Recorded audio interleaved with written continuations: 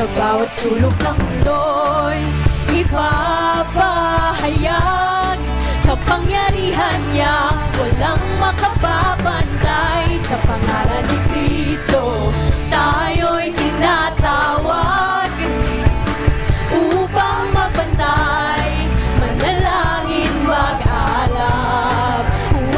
Sa bawat sulok ng mundo'y ipapahayag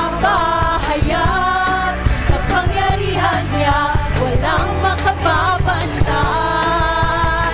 Hey! Ay magaganap, tayo'y magbantay. Huwag kang titigil, manalangin, walang humpay. Ito ang ating gagawin sa araw-araw ng ating buhay. Di ba ay magaganap, tayo ay magbantay. Huwag kang titigil, manalangin, walang humpay. Ito ang ating gagawin sa araw-araw ng ating buhay. Kay Kristo Jesus, ika'y magtatagumpay.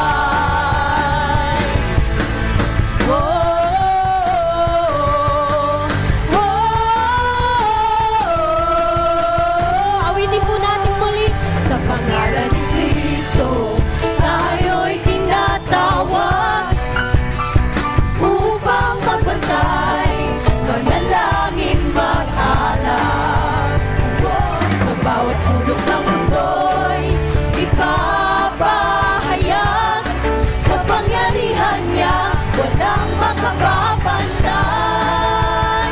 Hey! Ba ay magaganap, tayo ay magbantay. Huwag kang titigil, manalangin, walang humpay. Ito ang ating gagawin sa araw-araw ng ating buhay. Di ba ay magaganap, tayo ay magbantay. Huwag kang titigil, manalangin, walang humpay. Ito ang ating gagawin sa araw-araw ng ating buhay.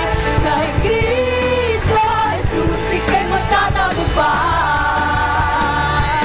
Amen! Let's all declare. Mga bansa'y matitinag, mga kahari ay babagsak, ngunit tayo'y matatag, handang magmamatsyag. Lahat tayo'y mapupuri. Amen! Tayo'y mapupuri, magliliyaban, magniningning. Di ba ay magaganap, tayo ay magbantay. Huwag kang titigil, manalangin, walang humpay. Ito ang ating gagawin sa araw-araw ng ating buhay. Di ba ay magaganap, tayo ay magbantay. Huwag kang titigil, manalangin, walang humpay. Ito ang ating gagawin sa araw-araw ng ating buhay. Kay Kristo Jesus, ika'y magtatagumpay. Kay Kristo Jesus, kay Kristo Jesus, ika'y magtatagumpay. Kay Kristo Jesus, ika'y magtatagumpay.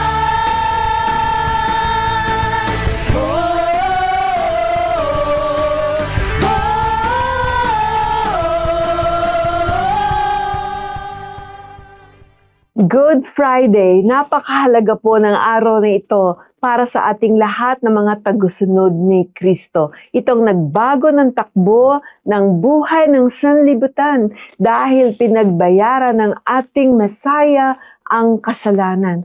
Kaya tayo ay nagkaroon ng pag-asa ng kaligtasan at bagong buhay dahil sa kamatayan at muling pagkabuhay sa mga patay ng ating Panginoon. Sa araw na ito ay inaalala natin ang pagkamatay at ang pagkamatay at yung mga paghihirap ng ating Panginoon doon po sa krus ng Kalbaryo. Thank you, Lord. Hallelujah. So tayo po ito po yung pag-uusapan natin at mamaya po may i-interviewin tayong mag-ina. Mag-ina po sila at ang tatay po, ang ama ay sumakabilang buhay. Na para sa isang kabataan, masakit po yun. No? Kung masakit sa ina, masakit din po sa mga kabataan na nagmamahal sa kanilang ama. Okay, so balikan po natin ang nangyari po sa krus ng Kalbaryo, uri ng mga pananakit at pagbubugbog sa ating Panginoon Kristo. Tiniis niya po yan para sa pagpapatawad sa atin. Iniwanan tayo ng 7 mahahalagang bilin habang naririto pa tayo sa mundo. No? Kaya yan po ay pag-uusapan natin sa susunod na Sabado para po sa 7 wika or sa Thursday para po sa 7 wika. Tayo po ay naniniwala at nagtitiwala sa pamamagitan ng kamatayan sa krus ng ating Panginoon Kristo ay pinagbayaran na niya ang lahat ng kasalanan ng mga tao at meron pa tayong forgiveness. Halimbawa po nagkakasala pa tayo araw-araw at naaayos ang ating relasyon sa Diyos. Ang ibig sabihin, yung original sin, yung pinagbayaran ng Panginoong Hesukristo na yung kasalanan ng ating unang magulang. At ang kasalanan yon ay nanalaitay na sa ating mga dugo. So pag pinapanganak tayo dito, meron ng bahid ng kasalanan ang ating dugo. At ang makakapawi lang po niyan ay ang ating Panginoong Hesukristo.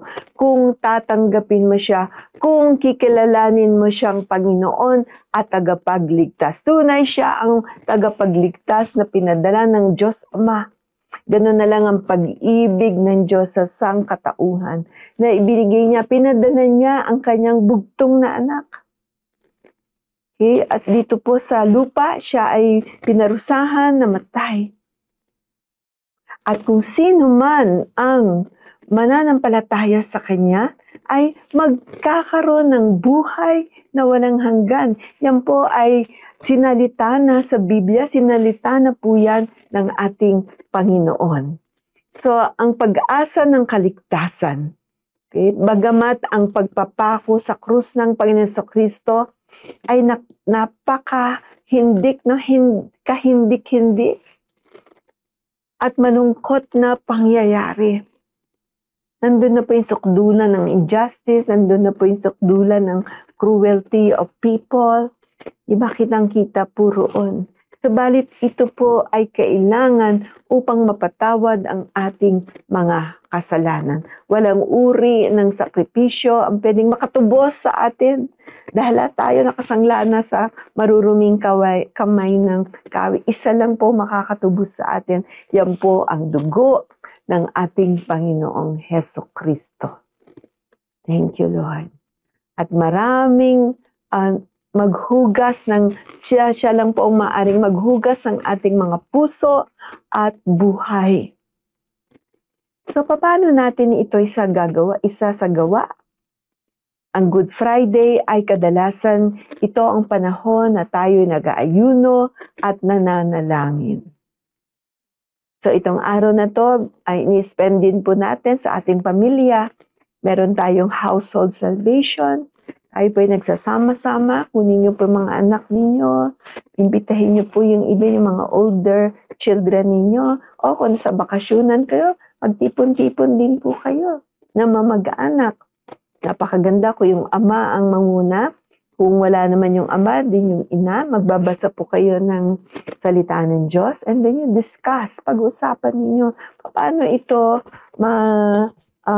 a-apply sa ating mga buhay. Upang bigyan natin ng atensyon ang mga pangyayaring ito, ay ito ang nagligtas sa atin. No? Kaya kailangan po natin ng atensyon dito. So, mahalaga po na mabuksan tayo, hindi lang to araw ng bakasyon, hindi lang ito araw ng good time, di ba? Ito po ang Good Friday, yung araw na namatay ang ating Panginoon. Subalit, hindi po siya tuluyang namatay, nabuhay din po siya. Ang Good Friday ay may kasunod na panahon. No? Ito na nga ang pag-alala natin sa muling pagkabuhay. No? Makalipas ng 3 araw, pagbubunyi natin ang linggo ng pagkabuhay o Resurrection Sunday. Resurrection Sunday, hindi po natin ito tinatawag na Easter Sunday. No? Wala pong kinalaman ng mga Easter bunnies Easter eggs no, sa Resurrection Sunday. Huwag po kayo magagalit, pero yan po ang nasa Bible. Hinanap ko ng hinanap, saan ba yung Easter Sunday dito? Meron lang akong parang napag-aralan na yung Queen Ishtar, no? It is a goddess of the darkness, si Ishtar, na siya po ay napakaraming mga dede, di ba? Siya po ang tinatawag na Reyna Ishtar. No? Parang doon nila kinuha ang Easter Sunday dahil yung kuneho, maraming mag-anak yun eh. Pero walang kinalaman kay Jesus. Okay? Ito po ay nilalagay po natin sa ating pag-iisip. Matagal po tayo naging mangmang sa mga bagay na ito. Sorry po, pero panahon na that this is Resurrection Sunday.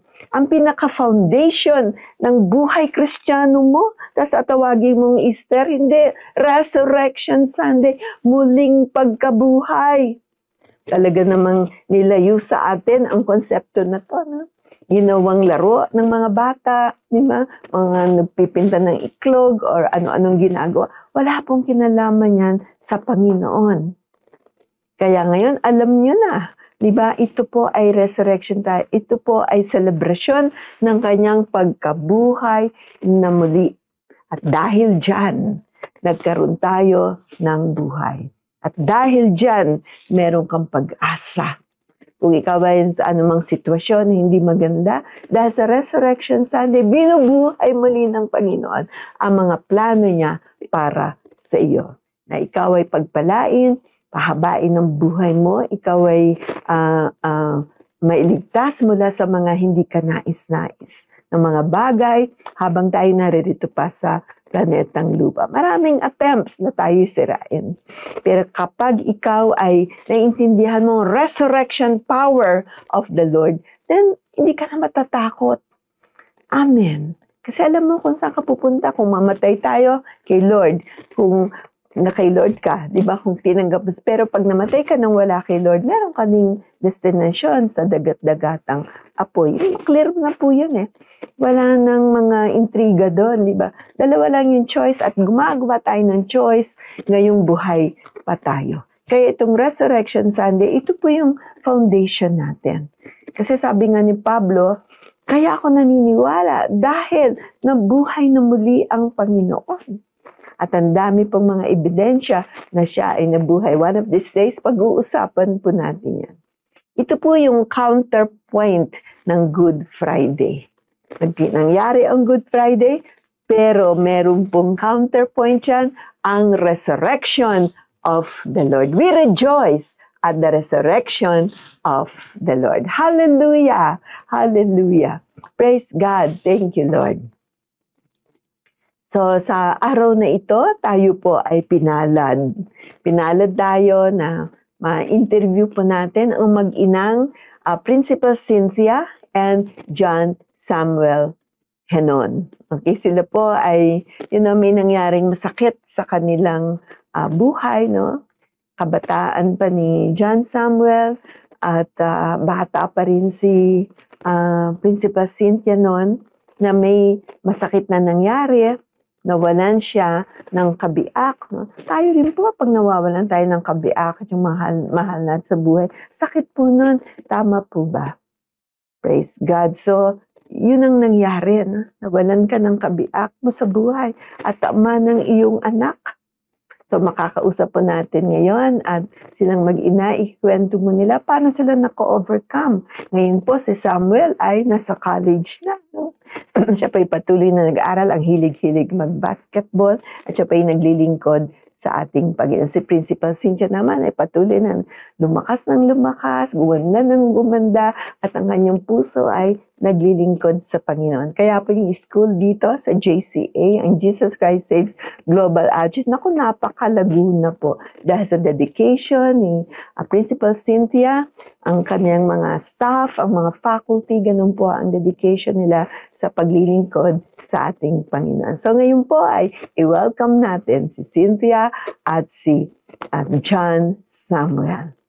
Thank you for joining us ngayon sa ating special presentation sa Good Friday celebration na ito. Napakahalaga po sa atin to. Lalo tayong mga nagtitiwala sa Panginoon. At kung kayo po ay first time narito sa ating podcast and program, we welcome you. Very special guests po ang invite natin ngayon. This is a team of mother and son. Okay? Mga nangyari sa buhay nila, especially when the father went back to God, na parang kung ordinary lang, hindi natin kakayanin. However, dahil sa grace ng Panginoon at sa lakas na binigay sa ng Panginoon, ay naka-overcome sila. Now, si Sister Cynthia Henon ay principal ng JCSGO Christian Academy for more than 28 years, na going 29 years. At nagkaroon siya ng isang anak na si Samuel Hinon, at ang kanyang ama ay ang yumaong pastor po dito sa JCSGO na si Pastor Albert Hinon. Alam ko marami nakakilala sa kanya. So today we just want to share with them, or they will share with us kung ano yung mga nakuha nila ng tulong sa Diyos or pag-comfort ng Lord sa kanila when they went through this death. Okay? Alam po naman natin, ngayong Good Friday, we also remember the death of our Lord Jesus Christ. But however, He did not remain dead. He was alive in 3 days and alive forevermore. So I want to welcome Principal Cynthia. How are you? Thank you po sa pag-imbita. Mabuti po sa pangalan ng ating Panginoong Hesus at sa grasya ng ating Diyos. Welcome, Sam. Sam is 19 years old. This is first year college na marketing course ang kinukuha po ni Sam. Cynthia, paano mo na umpisa ng school dito sa yung Jesus Christ Saves Global Outreach Christian Academy, JCA. Opo, nung nag-a-announce po si Bishop nung way back, 1997, na sabi niya magtatayo ang church ng school, ay hindi ko po alam, siguro in-impress din ni Lord sa akin. Ang sabi ko po, someday I will be an administrator of that school. And then, dire-diretso na po nakapag-usap kay Bishop, and then nagka-agree po kami, and yun nga po, yung umpisa nung July 7, 1997, ay naitayo po ang JCSGO Christian Academy or JCA. Yeah, JCA. So, ano yung mission natin sa JCA? Ano yung vision natin and mission sa school na yan? Please share, kasi baka may mga naghahanap ng Christian school, then we can invite them to enroll your children here. Ang sabi po ni Bishop noon, ang talagang vision niya, ang ating founder, Bishop Jonathan, ay to teach our children and to teach the students, the young generation of the Word of God, at tapos, syempre, basic education naman ang ino-offer. So, pareho na ituturo ang salita ng Diyos at ituturo ang basic curriculum ng Department of Education. And pinalawig po natin ito sa vision natin na to produce value-laden, intellectually competent, and spiritually upright graduates who will be socially responsible in the service of God and man. So, ang ini-aim po natin, ang mantra po natin is to become influential communicators and leaders in the global village. Yun po yung nakikita natin sa mga estudyante, at yun po yung gusto nating ma-produce sa estudyante po natin. Thank you, Lord. So, si Sam,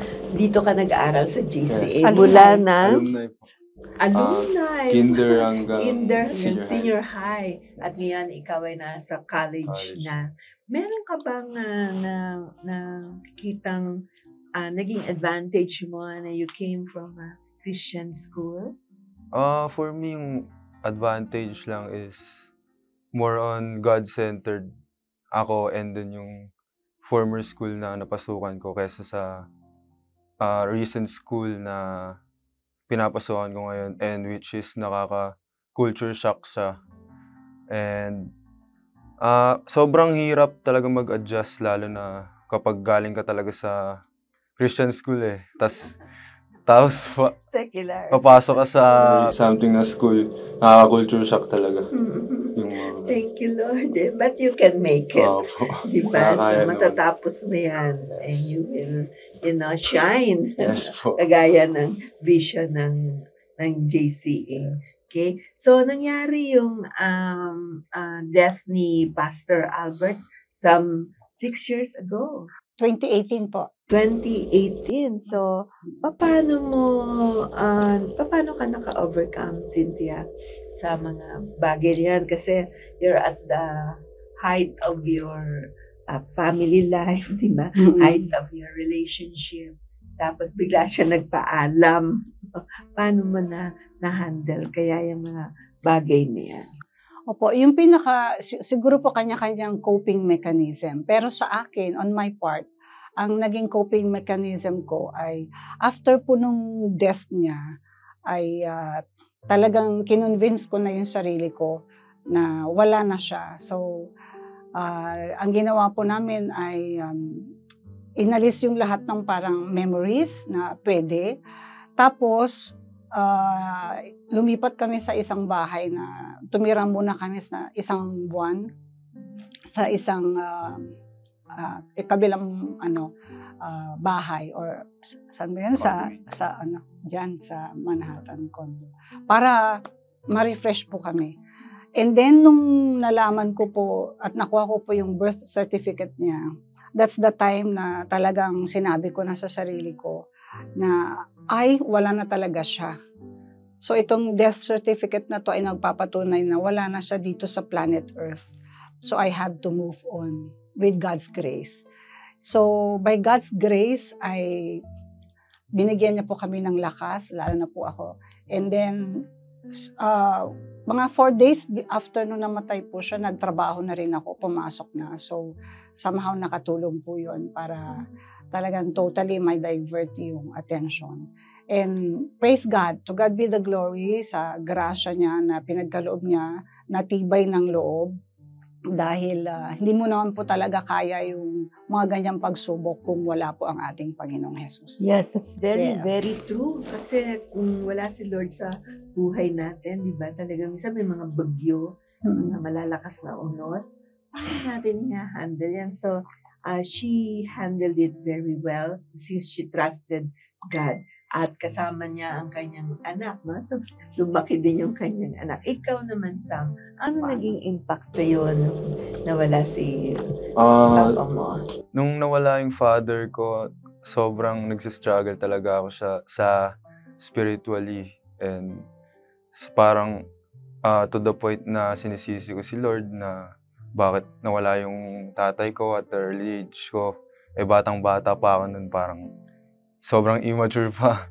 So, ang ginawa kong pag-move on nun is, syempre yung passion ko, paglalaro ng basketball. Then, lagi ko iniisip na kada maglalaro ako ng basketball, dala-dala ko yung apelido niya. So, yung sinasabi ni Mother kanina na tatanggalin lahat ng memories is kabaliktaran naman sa akin. Na iaalay ko yung sarili ko, yung apelido na Henon para sa tatay ko talaga. So, yun yung way of moving on ko, and now naman na balik naman na ako kay God. Naalala ko po nun, sabi, nung one time nang may nangyari sa'yo, then that's the time, after a year, saka siya naka-recover. Then that's the time na nakita ko, hindi ko alam na nag-struggle pala siya. Kasi akala ko okay siya eh. Kahit nung grade 12 yung last year ko dito, minsan pag Father's Day, pupunta na lang ako CR, tas iyak na lang ako dun. Kaya sobrang hirap talaga ng mga phase na yun, mga panahon na yun. Pero now, yung after a year po, saka ko siya nalaman na ang laki pala ng impact sa kanya. Hindi ko masyadong napansin. Kasi nung the time na before anniversary po natin yun nagkaroon siya ng parang LBM, and then parang sobrang nahirapan siya. And then that's the time na inamin niya na parang nagtampo siya kay Lord. And then simula noon naman, na-revive siya, ni Lord sa kanyang spirit life. And then, dire-diretso naman na. So magmula noon, talagang continuous yung aming devotion, continuous yung aming connection with each other, Even tsaka though prayer life. busy. Oo, kahit na Nakapag-make busy. time pa rin. Oo, Nakapag-make time. nakapag-make time para po sa devotion. Simula po noon, tas dire-diretso na po. Wow, thank Praise you, God. Lord. So, meron ka ding involvement sa mga youth, marami kang Yes po. friends. Marami na, pong friends. nakatulong ba yun Yes sa'yo? po, Mga lalo na po Christian yung care friends group mo? po. Care Shoutout group. kila kay Josh. Wow. Shout out daw. Joshua Fernandez. Joshua Joshua Fernando. Fernando. Kay Wow, James Fernando. thank you, Lord. So, ang ganda rin ng inyong transition. Kasi hindi nga natin maiwasan yan, mangyayari mga bagay niyan. Pero nakita ko na you're so stable, na, hindi kayo nag-give up. Pinundo nyo lang si mama mo after 4 days, nagpunta na agad din sa school, nagtrabaho na siya. So, napakaganda nun, nakaka-cope up tayo. Lalo na meron tayong mga promises ng Panginoon, di ba, na hindi tayo iiwanan. He will never forsake us. Thank you, Lord. So, pwede bang magbigay kayo ng ilang mga paalala sa audience na nanonood? Marami tayong nanonood ngayon. Thank you po sa pagsama ninyo. Kung nabe-bless po kayo, i-share nyo po ang program natin. At i-like ninyo. Okay? At tayo po ay tuloy-tuloy na gagawa nitong mga podcast and broadcast para sa ating pong Pilipinas, sa ating kapuluan. Actually, nakakaabot na rin po ito sa labas ng bansa. May nanonood po sa atin from Malta, from Spain, sa iba't ibang lugar, Germany. Thank you, Lord. Diba? So, sila po ngayon ay nagpapatotoo at nais nating makahingi sa kanila ng ilang mga paalala or mga advice kung halimbawa na meron kayong ganitong mga sitwasyon na may nawala sa inyo, naulila kayo, or yung iba nagkakahiwalayan, iba. So, paano natin i-handle ang mga sitwasyon na ganito? Cynthia, ikaw muna, Principal Cynthia. Yes, napaka-precious po ng Isaiah 54 na sinabi po ni Lord. At iyon ang pinanghawakan ko po during those times talaga. So Isaiah 54 po, nandun po yung tatlong pinangako ni Lord. Number 1 is His unfailing love. Number 2 is yung eternal kindness. At saka yung covenant of peace. Lahat pong yun na tatlo, as in, talagang provide ni Lord, nangyari. Naramdaman namin yung unfailing love niya, yung kindness niya, at saka yung peace, na kahit na ganun lang nangyari, meron kaming peace, meron kaming joy, hindi kami nawalan ng pag-asa, at saka, yun nga, there's an inner peace, and so much joy, na kabaliktaran na kapag may namatay, or may nawala sa buhay, or nawalan, meron yung mga lahat ng mga negative things, pero pag kay Lord, ay mapupunan lahat yon. Ang sabi rin po sa John 14:7, if you remain in me and my words remain in you, ask whatever you wish and it shall be done for you. So, ang kailangan lang po natin during those times na may nawalan or merong nanakaw o merong nasira or whatsoever, remain in the Lord. At saka yung word niya mag-remain sa atin. And to do that, kailangan mo talaga ng magbasa ng Bible. And of course, umattend sa church. Nagpapasalamat po kami sa support system ng church, especially sa inyo po. Yes. Ang aming church, ang aming mga pastors, kayo po ay naging strong support system namin besides our family, no? Dahil itong church talaga ang magbibigay ng kalakasan din talaga during those times. Mga kapatiran, kaya wag pong mawawala kay Lord. Just remain in Him and remain in His Word. Hallelujah. Salamat. Sam, may idadagdag ka ba? For me, this is short lang pero sobrang meaningful niya. No matter how hard life is, wag mo i-abandon si Lord sa mga ginagawa mo, sa decisions, and sa kung ano yung mga nasa future. Praise God. So, ang promise ng Lord, pag tayo ay nawawala na dito sa namamatay na ang tao, meron tayong destinasyon, di ba? At dahil ang ama mo ay naniwala sa Panginoon, sumampalataya kay Lord, di ba siya ay naglingkod sa Panginoon, alam natin kung nasaan siya. Sabi ng Panginoon, kung saan ako, pupunta rin kayo doon. Kaya napakagandang patotoo po ito para sa ating mga audience. Mamaya po meron kayong dinadaanan na mahigpit na loneliness or grief na dinadaanan ninyo. Ang una po ay kailangan po nating magtiwala sa ating Panginoon. Amen. Kaya po magkakaroon tayo ng chance na imbitahin siya sa ating puso sa latter part of this program. So ngayon po, nais kong magpasalamat sa mag-ina na to. You are a blessing to us. Thank you po. You're a blessing. Our audience on a day like this, remembering the death of the Lord Jesus Christ, because by His death, He has given us life and life eternal. So, ang kanyang Amen. ama, buhay pa rin Yes. sa piling ng Panginoon. Yung mga mahal na sa buhay na nanauna sa atin, kung tinanggap po nila si Jesus Christ, kinilala nila si Jesus Christ sa kanilang mga buhay, sa kanilang mga puso, then andun po sila sa kalangitan, yung tunay nating tahanan. Hallelujah. Salamat po. Salamat, Thank you Bishop po. Cynthia. Thank you Bishop. Thanks for having me po. Samuel. Thank you po, Bishop. Praise God. So tayo po ngayon ay dumako. Salamat sa napakagandang patotoo ng mag-ina. Kaya niyo yun? Diba? So marami pong tao, pag namamatayan sila, nawawala din sila sa sarili nila o hindi sila makaahon mula sa kalungkutan or grief. Pero may kanya-kanyang schedule tayo. Kung mga gamot, may expiration date. Ang tao, may expiration date din po. Kaya, kailangan po paghandaan natin yung spiritual life natin. Kasi hindi lang tayo nabubuhay dito sa laman, kundi nabubuhay tayo dahil sa ating espiritu. Kaya yung espiritu natin, dapat tama ang relasyon natin sa Diyos. Maaring meron kang 20 na religion, nakakalimutan mo na yung iba, di ba? Pero ang dami mong religion, religyoso ka, pero wala kang relasyon sa Panginoon.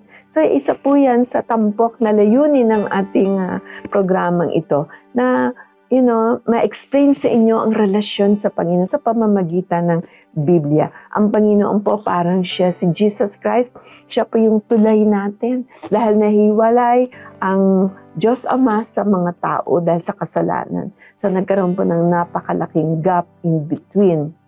But the Lord Jesus Christ, sa kanyang pag-ibig sa atin, siyang pumayag na maging tulay.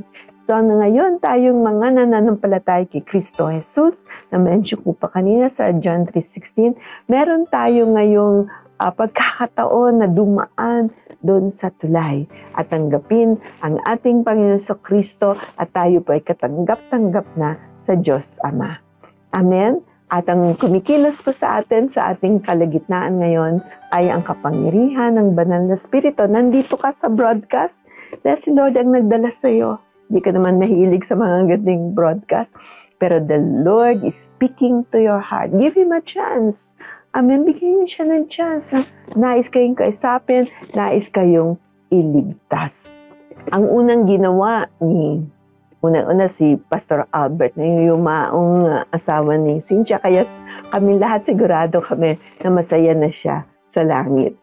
Amen. So nagkita-kita na sila doon ng mga Kristiyano na sama-samang pumupuri sa Panginoon. Unang ginagawa para ikaw ay maligtas, according to the Bible, ay ang pagtanggap, pag-anyaya kay Jesucristo sa ating mga buhay. So ito po yung panalangin ng salvation. Ito po ay kung ipapahayag mo si Jesus ay Panginoon at sasampalataya ka ng buong puso na muli siyang binuhay ng Diyos, maliligtas ka.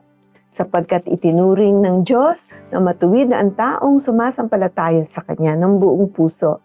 At kung ipapahayag niya na siya ay sumasampalataya, maliligtas ka siya.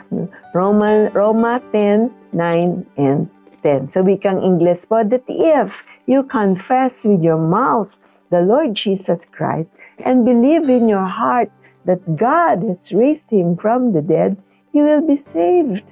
For with the heart one believes unto righteousness, and with the mouth confession is made unto salvation. Romans 10:9-10. So this is a key verse kung paano tayo maliligtas, no? Dual po yan. Halimbawa, nakinig kayo ngayon ng gospel, ng word of God. Then, nung narinig niyo yun, naniwala kayo, you believed it.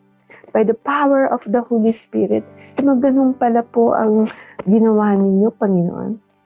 Niligtas niyo po pala ako. Di ba? Parang nagulat ka. Kasi minsan yung kaligtasan natin, kung mabuti tayong tao, madami tayong ginagawang mabuting gawa, ligtas ka na. No? Kung mabait ka sa asawa mo, nagbibigay ka ng pera, ligtas ka na. Pero hindi po yun. Ang kaligtasan ay ang pagtanggap natin sa ating Panginoon, sa lahat ng ginawa niya para sa iyo. Hindi kaya natin kasing iligtas ang ating sarili. We need a Savior, at yan ang Panginoong Jesucristo. At kung pinaniwalaan natin yan, okay, ang gagawin natin, idideklara natin sa ating bibig na ikaw ang Panginoon. The declaration makes the difference. Kung anong sinasabi mo, galing yan sa puso mo eh. Kung anong sinasabi mo, yun ka. Tama po ba? So yung pagdeklara natin yan ay ina-acknowledge natin, no? Before the angels of heaven, before the demons in this world, diba? Sa lahat ng mga kalaban ng Diyos, sa mga kampi ng Diyos, at sa church, yung mga taong nagtitiwala sa Panginoon, pinoproclaim natin that Jesus Christ is Lord. Naniniwala ka sa iyo, Panginoon. Pag nag-sync po yan yung ating bibig at ating puso, then the Bible calls it salvation. Maraming paikot-ikot pa. Hindi po mahirap ang masave. Makakinig ka lang ng Word of God and you make a decision. So today, on Good Friday, gumawa po tayo ng desisyon para sa ating ikaliligtas ng ating spirito ng ating buhay. Sumunod po kayo sa panalangin ito. Lakasan niyo po. Sabihin niyo, Ama, sa pangalan ni Jesus, sige po, sa pangalan ni Jesus, ako'y lumalapit sa iyo. Humihingi po ako ng kapatawaran sa lahat ng aking mga kasalanan. Ako po ay naniniwala na ikaw, Jesucristo, ang anak ng Diyos. Ikaw ay nagkatawang tao, namatay sa krus ng Kalbaryo.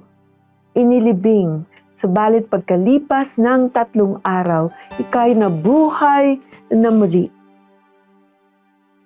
Nilalagay ko po yan sa aking puso. Tulungan niyo po ako na makilala pa kita sa isang malalim na paraan. Nais kong magpasalamat sa iyo, Panginoon, para sa aking kaligtasan. Sa pangalan ni Jesus, Amen. Amen. Amen. Kung ginawa mo yan, sinasabi po ng Biblia, yung pangalan mo, inilista na sa aklat ng buhay. Kasama ka na doon sa Book of Life. Hallelujah. So tayo po ay magpasalamat sa Diyos, magsaya po tayo dahil may nangyari, dahil sa ginawa niya sa krus ng Kalbaryo, kaya tayo naligtas. Kung hindi niya ginawa yon, wala po tayong kaligtasan. Although napakalungkot po na nangyari doon, di ba? Pag inaalala natin yon.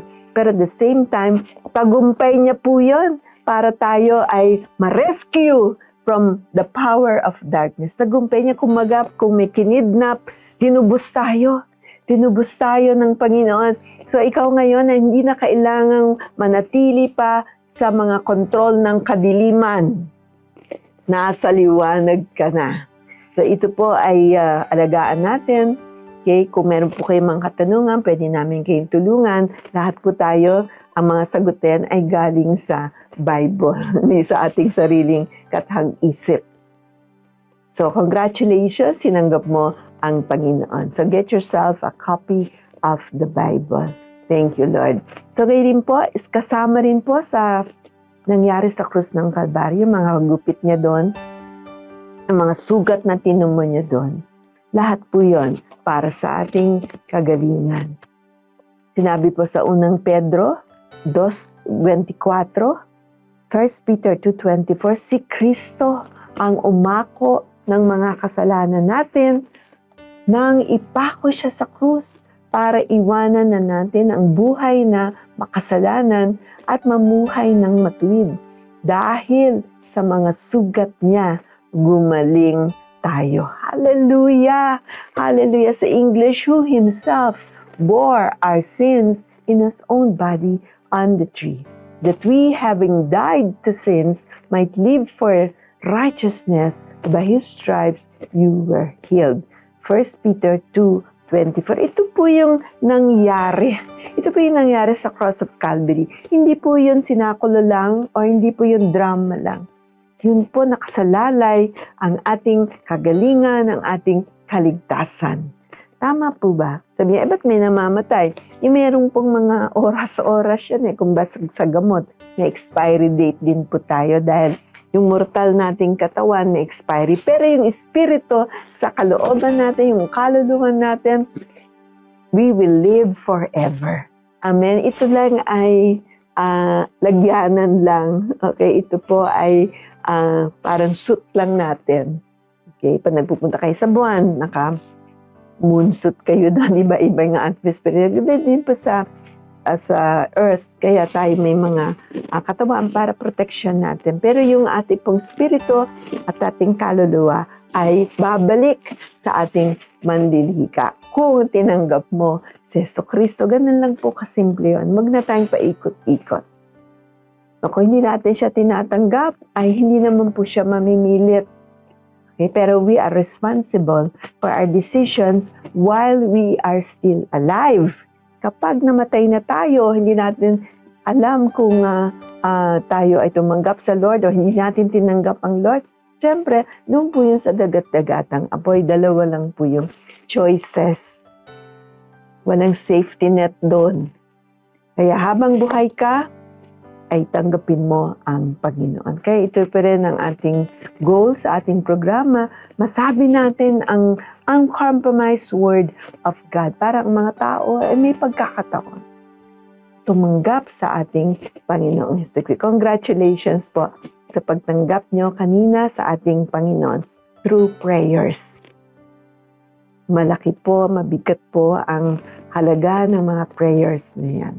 At isa pang gift ang binigay sa atin ng Panginoon ay ang baptism of the Holy Spirit. By the way, yung mga tumanggap po ay kumuha po kayo ng Bible nyo, buksan nyo po yung Bible nyo, mag-umpisa kayo sa New Testament. Kung sakasakaling wala kayong Bible, pwede po kayong sumulat sa amin, humingi ng Bible free, padadalan po namin kayo ng Bible. Promise po.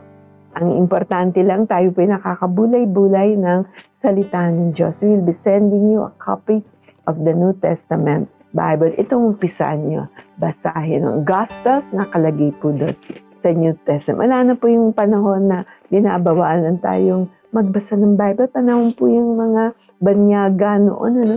Sabi ng lola ko, naku, hindi pwedeng nagbabasa ng Biblia. Ayaw nila yon. So, yung mga Pilipino, palibasan din naman tayo, kinuroang magbasa, di ba? O mag-isip, ginawa tayong mga slaves. Pero ang buti po ng Panginoon, hindi niya pinayagan. Kaya ang generation na to ay napaka-bless po natin dahil bukas sa atin ang salita ng Diyos. So ngayon nagtatanim tayo for the next generation na hindi na babalik yung dark ages sa ating mga buhay. Tama po ba? Ang Pilipinas ay aangat kung mas maraming mga tao nagtitiwala sa Diyos, Diyos ng Biblia, at sila'y nananalangin at sila'y nagbabasa ng Biblia. Pwede pong baguhin ng Diyos ang ating sitwasyon. Kaya kami nagkukumahog na magbahagi ng uncompromised word of God. Amen. So the baptism of the Holy Spirit, ito po ay gift sa atin at ang purpose nito, bigyan tayo ng empowerment. Nung umalis po ang Panginoon, umakyat siya na muli sa langit, sabi niya, papabain ko, bababa ang banal na spirito at bibigyan kayo ng empowerment o ng lakas, no, ng kapangyarihan para kayo ay makalaban sa mga demonyo. Diba? Kayo magkaroon ng kapangyarihan, hindi kayo agad natutumba o mamatay agad, diba? So to empower the believers for service, para tayo makapaglingkod sa Panginoon, to witness, para tayo ay makapagdala ng mabuting balita sa mga kababayan natin, or for spiritual warfare. Ito na po yung labanan in the spirit between darkness and light. Of course, may panalo na dyan ang light dahil sa ginawa ni Kristo Jesus sa krus ng Kalbaryo. Tayo po ay nagtatagumpay. Amen? And boldness in their testimonies. Importante po yan. Sabi po sa unang Korinto, chapter 2, verse 4, At nang mangaral ako sa inyo, hindi ako gumamit ng matatamis na pananalita batay sa karunungan ng tao upang kumbinsihin kayo. Sa halip, pinatunayan ng banal na Espiritu ang aking pangangaral at sa pamamagitan ng kanyang kapangyarihan. Unang Korinto 2:4. So sinasabi po sa atin dito, maaari nating tanggapin ang banal na Espiritu. Kristiyano ka at ngayong ikaw na tumanggap sa Panginoon, kailangan po natin to. Ito po yung shield natin from the darkness of this world. Marami pong Kristiyano hindi po nakakaintindi or hindi po nakakatanggap ng baptism of the Holy Spirit o yung overflow ng Holy Spirit sa buhay natin. When we receive the Lord, tinanggap na po natin ang Holy Spirit. Now, ang Holy Spirit, gusto po niyang mag-overflow. Nang sa ganun, tayo nako-cover. Kung merong mga hindi magandang mga plano sa atin, hindi po natutulala sa kapangyarihan ng banal. Napakarami po nating matututunan sa Bible. This is power. Diba? Ito po yung power na binigay sa tao. Amen. Sa pamamagitan ng prayers mo. At yung prayer na yan, ang tawag po dyan, prayer in tongues. Hindi mo naintindihan yung panalangin na maaring ito'y isang foreign language na hindi ka familiar o mga tribal language na pwede mong binigay sa'yo ng Holy Spirit. So ito yung code mo, prayer code mo to. Ang prayer na to, hindi po naiintindihan ng kaaway. Pag nagpe-pray ka, di ba, meron kang burden sa puso mo, parang kaya mag-pray, pray ka ng pray. Sabi nung kaaway, ano bang sinasabi nito? Hindi ko maintindihan, makaalis na nga dito. Kasi hindi niya maintindihan yung prayers mo. So, ito po ay asset natin bilang mga Kristiyano. So, kung ako, ikaw, ay nanaisin ko ang baptism, ang overflow ng Holy Spirit. Bibigyan kayo ng prayer. At kasama ng Holy Spirit, yung wisdom, di ba? Yung prayer na yan, may mga syllables pang ibibigay sa inyo ang Panginoon. Ilabas niyo lang po. At yan ay mabubuo isang prayer. Maaring foreign language, maaaring Spanish or French, or mga tribal language. Napakarami po nating tribal languages. Sa Pilipinas nga lang, ang dami-dami po nating mga dialects. So, you know, the Holy Spirit can use this as our prayer tongues or our prayer language. Paano tatanggapin natin yan? Una, i-desire po natin. Sabi mo, Lord, ngayong narinig ko yan, Panginoon, I desire it, O God. I'm a Christian, Lord. Sa mga Kristiyano po kasi ito. So, Lord, I receive you, Lord. And Lord, I pray that I will be baptized by the Holy Spirit. Kung ninanais mo yan, mangyayari po yan sa'yo. Ang pangalawa ay pagsisihan po natin lahat yung mga tinago natin na sama ng loob. No, nakadikit na doon sa ating konsensya, nakadikit na sa ating mga buhay, hindi tayo makapagpatawad. So this is the time na itong mga panahong ito, kagaya ng Panginoon natin, pinatawad niya tayo. Magpatawad na rin po tayo. Nang sa ganun, gumaang ang buhay. Patawarin natin ang ating mga magulang, patawarin natin mga anak nating lumayo sa atin, patawarin po natin ang ating mga kabiyak, mga kamag-anak, or even yung teacher mo na naging bully sa iyo o naging masungit sa iyo, yung mga taong umaway sa iyo na hindi mo alam, yung iwan sa iyo, mga hindi nagbayad sa iyo, patawarin nyo na po. Ito ang pinakamagandang panahon. Inaalala natin, Lord, kung ako nga, Panginoon, pinatawad mo. Sino ako na hindi makakapagpatawad sa iba? Praise God. Yan po ay tulong ng Banal na Espiritu. Kasi sa natural, hindi kayo makakapagpatawad kasi iisipin nyo parating mga ginawa sa inyo. Pero with the power of the Holy Spirit, kayo po ay magiging malaya na magpatawad at magmahal. Praise God. So, ayun po. So, ngayon po ay tatanggapin natin ang kapangyarihan ng Banal na Espiritu. Walang kaso kung tayo ay nasa internet, wala pong imposible sa Panginoon. Amen. So tayo po'y lumapit sa Kanya. Ang kung ninanais mo na, naisin mo. Pangalawa, surrender mo na lahat. At bibigyan ka ng kapangyarihan ng Banal na Espiritu na kailangan natin sa mundong ito. Lalo humaharap po tayo sa mga gera at ibang mga bagay, di ba? We need the power of the Holy Spirit. Ito ay pababayaan ng Panginoon. And the Holy Spirit as an equal footing with God the Father, God the Son, and God the Holy Spirit.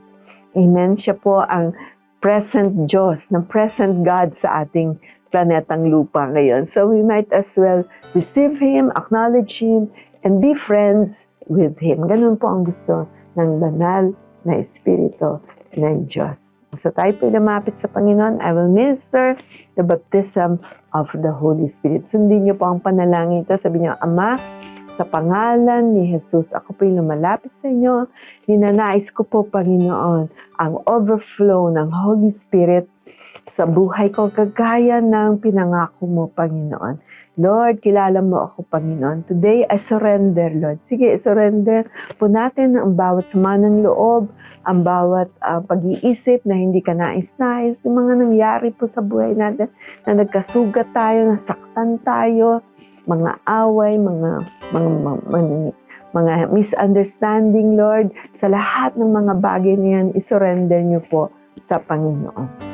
Praise God. At marami pang iba, kayo na pong magsasurrender niyan sa Panginoon.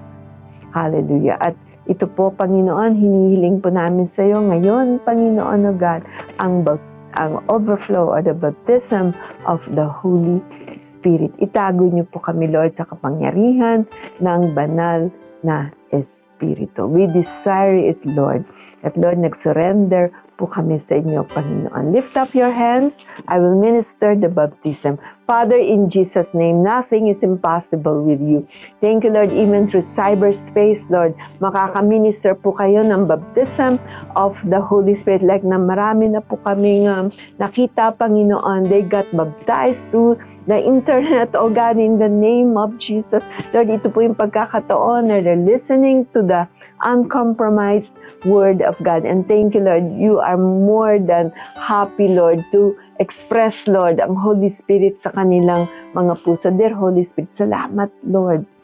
Lord, you're the good, Lord, Holy Spirit, Lord, you're the loving God, you're our healer, oh God. You give us wisdom, oh God. You're our friend, Lord. Hallelujah. Hallelujah. Ngayon po, tayo maghanda. I will pray for the baptism, tapos may kasabay po yung mga prayer language na iisip ninyo, ilabas nyo sa bibig ninyo, mga syllables po yan. Kagaya ng maliliit na bata, nag-uumpisa sila sa maliliit na syllables, and then paglaki nila, marunong na po silang magsalita. Ganon din po ang prayer language ng Holy Spirit na sa Bible po. Iyan yung po ang magbibigay sa atin ng kapangyarihan. Kung nasa sitwasyon tayo, nagipit tayo, mag-pray in tongues kayo. Kung nasa danger ka, mag-pray in tongues. Kung may sakit o meron kayong ginagawang desisyon sa pag-iisip niya, pray in tongues. Pagising sa umaga, mag-pray in tongues po tayo. So, are you ready? Salamat po, Panginoon. Lord, marami pong salamat sa aming mga kasama ngayon, Lord, sa online, o God, sa internet. Lord, nagkaroon sila ng desire, oh God, Lord, to be baptized in the Holy Spirit. Marami pong salamat, Lord. And Father, we thank you, Lord, na bibigyan po sila, Panginoon, ng kaalaman, Panginoon, sa banal na Espiritu sa mamamagitan ng salita mo. Father, in Jesus' name, Lord, send the Holy Spirit, send the tongues, Lord, para sa bawat isa sa kanila. Right now, receive the overflow of the Holy Spirit in you. Open your mouth and, say those words na naririnig nyo sa ating banal na Spirit. It could be a ma, or la, or da. Sige, ituloy-tuloy nyo lang po yan. At later on, made-develop po yan into a prayer language in the Spirit. So yan po ay para sa ating mga nananampalataya kay Kristo. Sa mga followers ni Jesus. Talagang back up tayo ng banal na Espiritu sa mga panahong ganito. Thank you, Lord. And congratulations. Nakatanggap kayo ng kapangyarihan na to. Isulat niyo lang po sa ating comment section or sa ating chat box. Thank you so much. Thank you for just honoring the Holy Spirit and receiving Him in your heart and your life. Hallelujah. So, marami pong salamat sa pagsama niyo sa amin sa napaka-significant na araw na ito. Okay? Pero ito po hindi nagtatapos dito. Sunday, okay, meron tayong Saturday and Sunday. Nakikita natin paano naman tinalo ng ating Panginoon Kristo ang kamatayan. Paano niya natalo ang mga masasamang espiritu. Ngayon po ay namamayagpag pa ang mga masasamang espiritu para huling hirit na po nila yan. Last 3 minutes na lang nila yan, babalik na po ang ating Panginoon. So, we be ready for all these things. Papaalala ko po, magbabasa tayo ng Bible natin. Kung wala kayong Biblia, padadala namin kayo ng free New Testament Bible. Sulat niyo lang po ang inyong address and we will mail it to you, or pwede niyong daanan dito po sa Jesus Christ Saves Global Outreach. Okay? So, of course, iniimbita po namin kayo sa Sunday. It's a big celebration. Dito po sa JCSGO, ang ating pong address ay 156 15th Avenue, Cubao, Quezon City. So, magsasama-sama po tayo at magpupuri po tayo sa ating Panginoon.